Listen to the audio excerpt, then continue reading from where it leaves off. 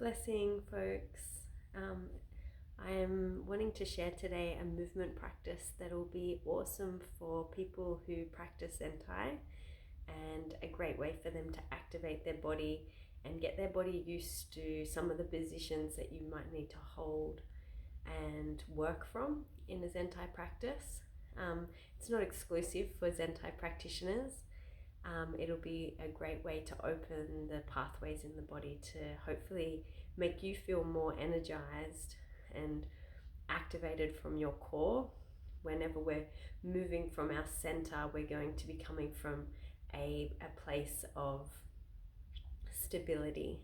And so this practice is short and hopefully really effective in helping bring you back into your body. So looking forward to sharing it with you. We're going to start in a kneeling position, and I'll just head over here to do the demonstrations.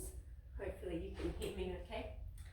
So I start with my toes tucked underneath, and I sit down on my heels in what we call thunderbolts pose with toes tucked.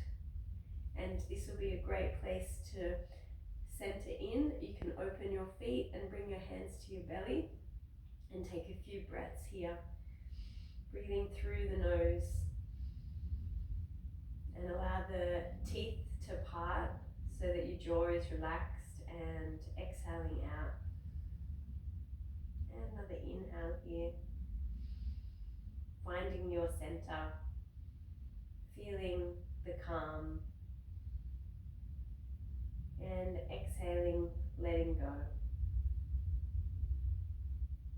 And one more breath here, breathing in. You might like to stretch the arms up and out here, opening up that front of the body a little, and sweep those hands around and come into a table pose and tap out the feet and start to explore into your cat-cows slash spiraling movements, side bends. Just explore here a little. Coming from your core, you can do some waves of the spine. Just start to feel a little bit of fluidity.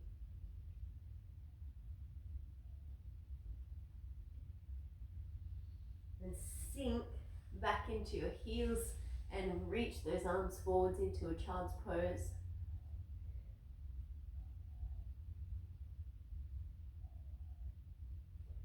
Rolling up, down to the belly, and you can come into a Sphinx pose for a moment, and to feel that opening through the front of the chest and feel the collarbones opening wide.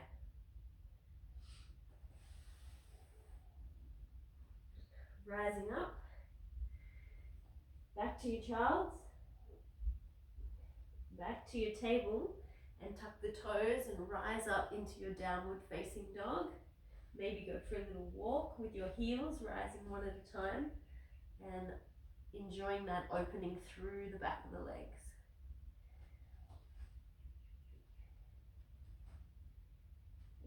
Again, let's come from our core and bring some waves into the spine. So we're here, come up onto the toes and roll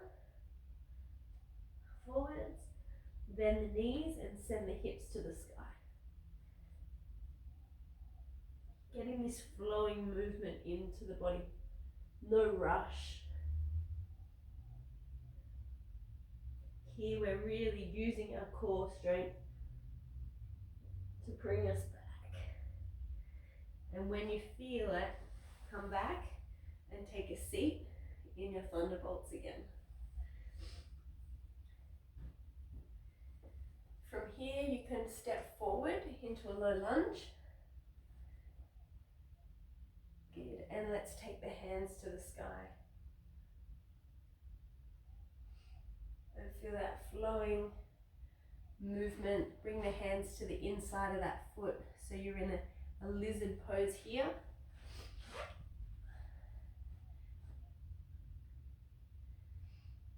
And bring some movement into it, a little bit of fluidity.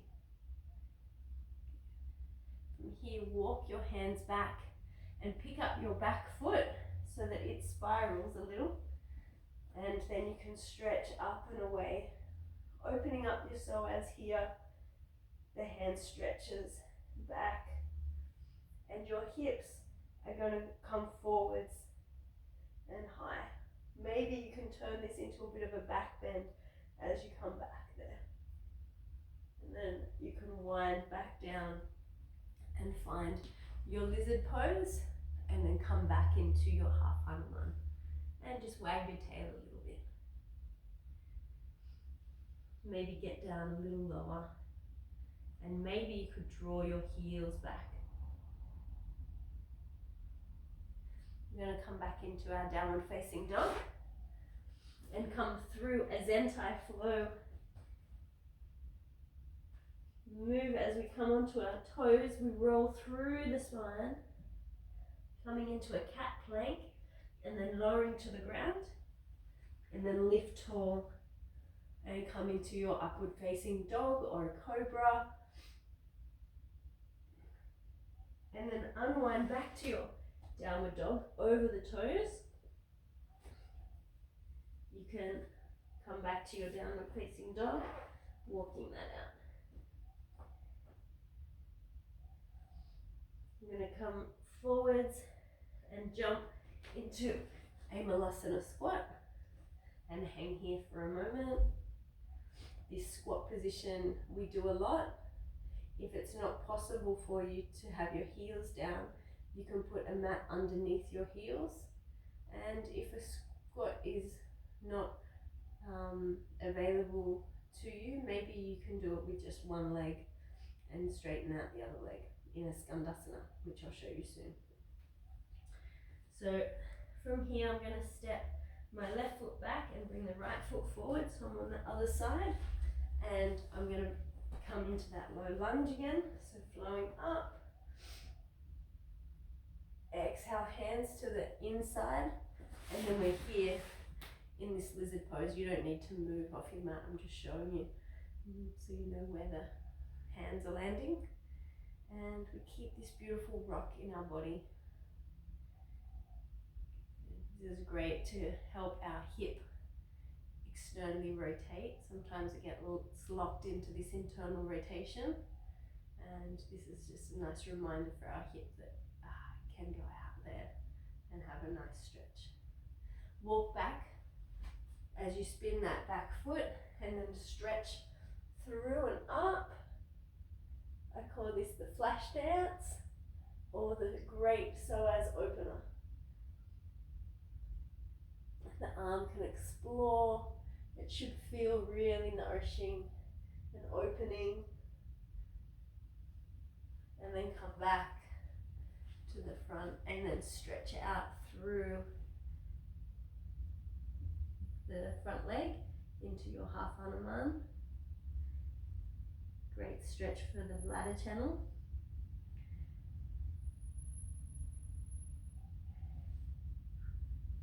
And coming back to a resting pose, either a child's pose or a downward dog. I'm just looking at the time there.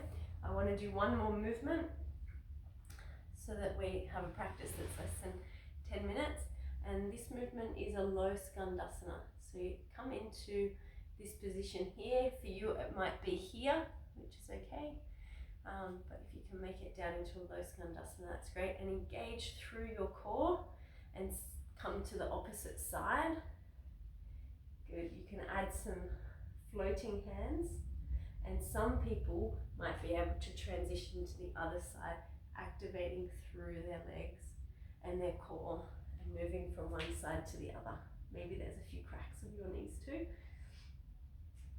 I use my hands when I do the transition most of the time because my right knee is a bit unhappy when I do it with no hands. So don't feel like that's not an option. And you can cool down in a shavasana or continue moving if you feel inspired. So there's a nice little warm up to get activated for your zenthai practice.